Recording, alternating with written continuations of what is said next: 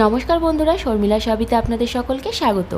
আগামীকাল নীল ষষ্ঠী, আর অনেকেই নীল ষষ্ঠীর উপবাস করেন, কিন্তু উপবাস ভাঙার পর কী খাবেন বুঝে উঠতে পারেন না। তাই সেই কথা মাথায় রেখে আজ আমি সম্পূর্ণ নিরামিষ সাবুর একটি রেসিপি নিয়ে চলে এসেছি আপনাদের কাছে। এটা বানাতে সময় খুবই কম লাগে আর খেতেও হয় খুব সুস্বাদু। তাই প্রথম থেকে শেষ পর্যন্ত ভিডিওটি দেখবেন, তাহলে স্টেপ বাই স্টেপ বুঝতে পারবেন।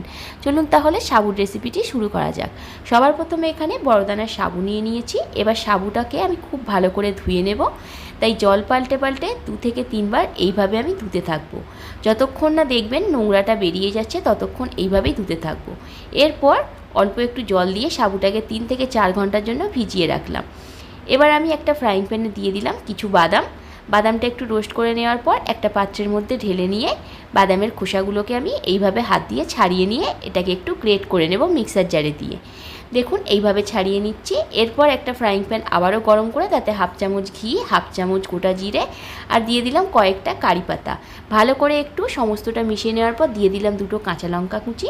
কাঁচা লঙ্কা একটু ভাজা ভাজা হয়ে যাওয়ার পর দিয়ে দিলাম গ্রেট করে রাখা আদা দিয়ে সমস্ত কিছুকে একটু ভালো করে মিশিয়ে নিলাম। এরপর টুকরো করে রাখা আলু আমি দিয়ে দিলাম। আলুটা একটু নাড়াচাড়া করে নেওয়ার পর পরিমাণ মতো নুন দিয়ে দিলাম যাতে তাড়াতাড়ি আলুটা সেদ্ধ হয়ে যায়। তার জন্য এখানে ঢাকাও দিয়ে দিলাম 5 মিনিটের জন্য। 5 মিনিট পর যখন ঢাকনাটা খুললাম, একবার খুব ভালো করে নেড়ে চেড়ে নিলাম। তারপরে দেখি যে আলুটা সেদ্ধ হয়েছে কিনা। আলুটা দেখলাম যে সেদ্ধ হয়ে গেছে। এইভাবে আপনাদেরও কিন্তু স্টেপ বাই স্টেপ করতে হবে। এবার ভালো করে নাড়াচাড়া করে নেওয়ার পর ভিজিয়ে রাখা সাবুদানাটা আমি সমস্ত কিছুর সাথে দিয়ে ভালো করে এবার মিশিয়ে নেব মিনিট 5 ধরে।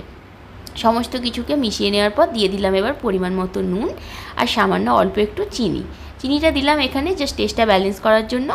এরপর যে গ্রেট করে রেখেছিলাম বাদামগুলো, সেই বাদামগুলো দিয়ে ভালো করে এবার সমস্ত কিছু আমি 5 মিনিট ধরে একটু মিশিয়ে নেব।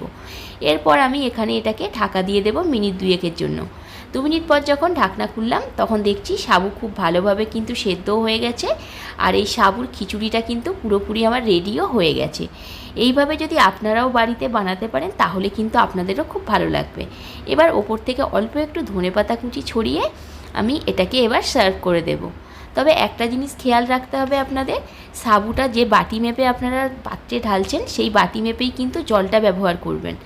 দেখুন এখানে কিন্তু আজকে পুরোপুরি সাবুর রেসিপিটা রেডি হয়ে গেছে। ভিডিওটি ভালো লাগলে অবশ্যই একটা লাইক, কমেন্ট অ্যান্ড শেয়ার করবেন আর চ্যানেলটিকে সাবস্ক্রাইব করে পাশে থাকবেন।